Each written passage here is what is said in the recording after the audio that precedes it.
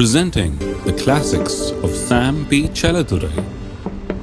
Sam P. Chaladurai அவர்களின் போதனை களஞ்சியத்திலிருந்து. என் சத்துருக்களுக்கு முன்பதாக எனக்கு ஒரு பந்தியை ஆயத்தப்படுத்தி என் தலையை எண்ணெயால் அபிஷேகம் பண்ணுகிறீர், என் பாத்திரம் நிரம்பி வழிகிறது. இந்த 5ஆம் வசனத்தின் பிற்பகுதியை பார்ப்போம்.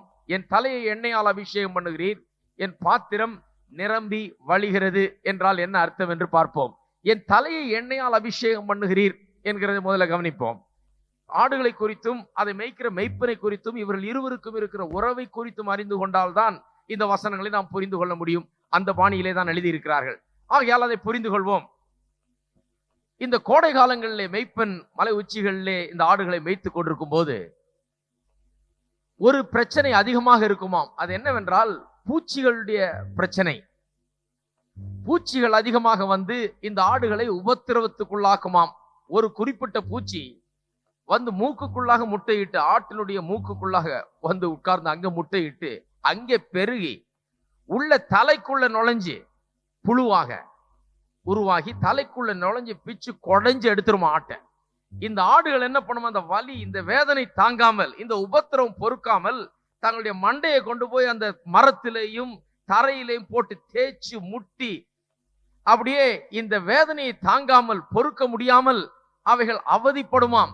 மேய முடியாது, சாப்பிட முடியாது, உட்கார்ந்து தூங்க முடியாது, எந்தவித நிம்மதியும் இல்லாமல் இந்த ஆடுகள் இந்த பூச்சியினால் உண்டான இந்த புழுக்கள் மூக்கின் வழியாக உள்ளே போய் அப்படியே போட்டு மண்டையை குடைகிறபடினாலே வலி வேதனை தாங்காமல் இவைகள் தலையை போட்டு அடிச்சுக்குமா. போய் மரத்திலையும் கல்லுகள்லையும் தரையிலையும் போட்டு மோதி தேய்ச்சி இப்படி பண்ணி கொண்டிருக்குமாம். சில நேரத்திலே இவைகள் பயந்து போய் என்ன ஆகிறதோ ஏது ஆகிறதோ உள்ளே ஏதோ பிரச்சனையா இருக்குன்னு சொல்லி போய் இடிச்சு முட்டி மோதி தங்களையே கொன்று போடுகிற அளவுக்கு அந்த அளவுக்கு போய்விடுமாம் சில ஆடுகள் இந்த உபத்திரவம் தாங்காமல். ஆகையால் இந்த பூச்சிகள் வந்து அப்படியே பறந்து கொண்டு தங்களை நெருங்கும் போது இந்த ஆடுகளுக்கு ரொம்ப பயமாகி விடுமாம். அவைகள் ஓட ஆரம்பிக்கும். அப்படியே காலை மிதித்து கொண்டு தலை ஆட்டிக்கொண்டு இந்த பூச்சிகளிலிருந்து தப்பினால் போதும் என்று ஓட ஆரம்பிக்குமாம். இந்த பூச்சிகளை கண்ட மெய்ப்பன் உடனடியாக அவருக்கு தெரியும் என்ன நடக்குதுன்னு.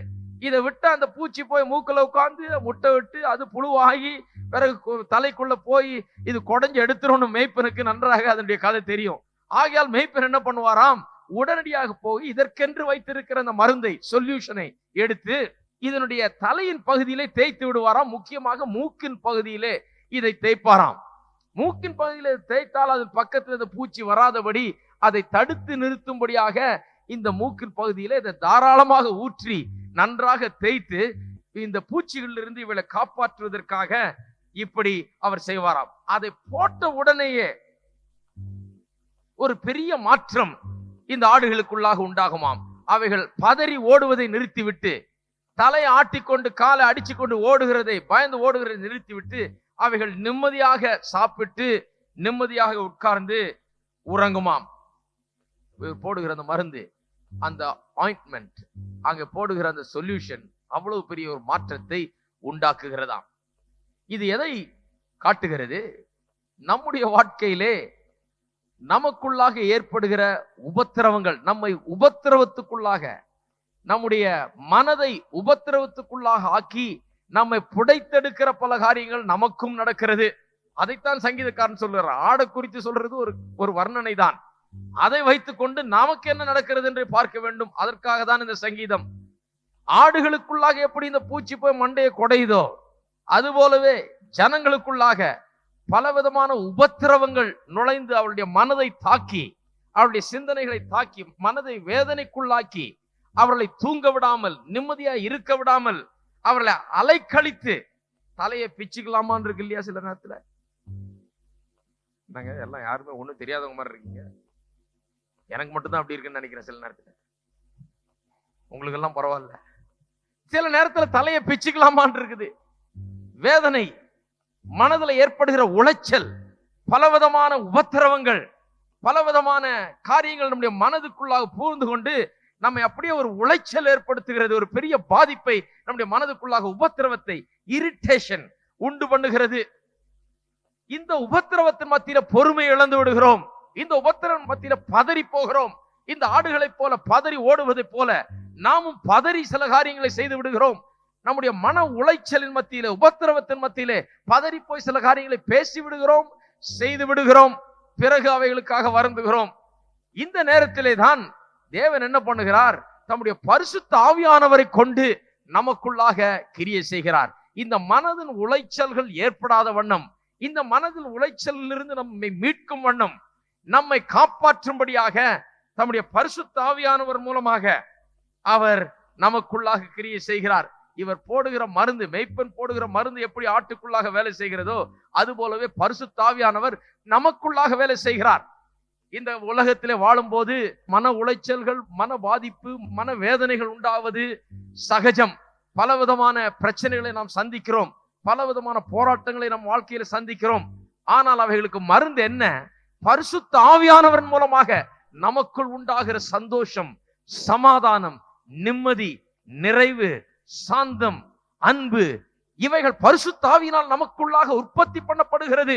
பரிசுத்த ஆவியானவர் ஒரு அபிஷேக தைலத்தை போல, ஒரு மருந்தை போல நமக்கு இருந்து நமக்கு ஏற்படுத்தப்படுகிற உளைச்சல்கள், உபத்திரவங்களிலிருந்து நாம் விடுபட்டு சந்தோஷத்தையும் சமாதானத்தையும் மன நிறைவையும் திருப்தியும் வாழ்க்கையில் அனுபவிக்க வேண்டும் என்று பரிசுத்த ஆவியானவர் நமக்குள்ளாக கிரியை செய்து கொண்டிருக்கிறார்.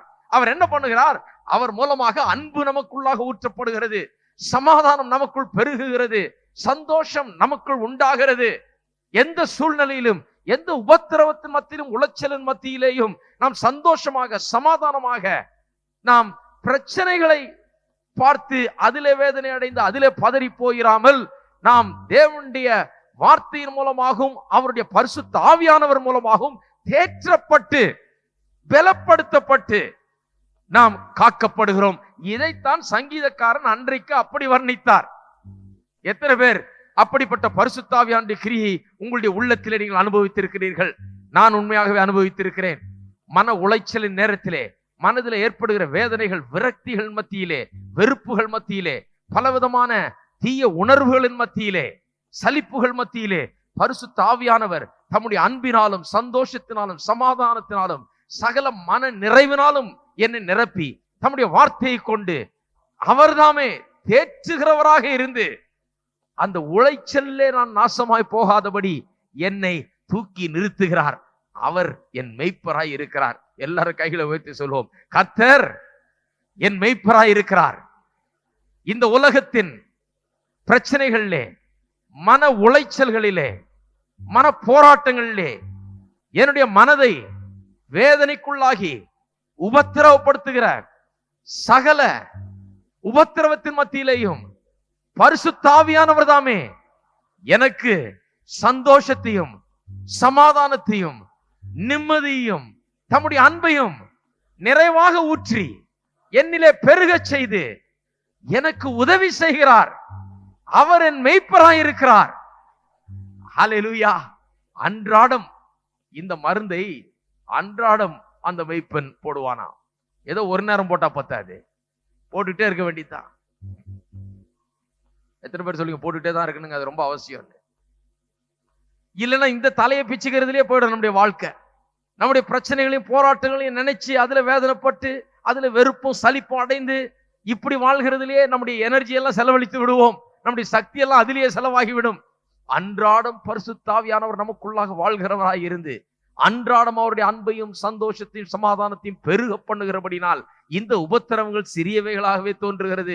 ஏனென்றால் பரிசுத்த ஆவியின் அபிஷேகம், பரிசுத்த ஆவியானவருடைய அந்த சாந்தத்தையும் அன்பையும் சந்தோஷத்தையும் சமாதானத்தையும் உண்டாக்குகிற அந்த ஆவியானவர் நமக்குள்ளாக கிரியை செய்கிறபடினால் இந்த பிரச்சனைகளிலிருந்து நாம் விடுபட்டு நாம் வாழ முடிகிறது. கர்த்தர் உண்மையாகவே நம்முடைய மெய்ப்பராய் இருக்கிறார். நம்மை இன்றைக்கு அப்படி நமக்கு ஊழியம் செய்து நம்மை பாதுகாத்து நம்மை மேய்க்கிறவராய் இருக்கிறார்.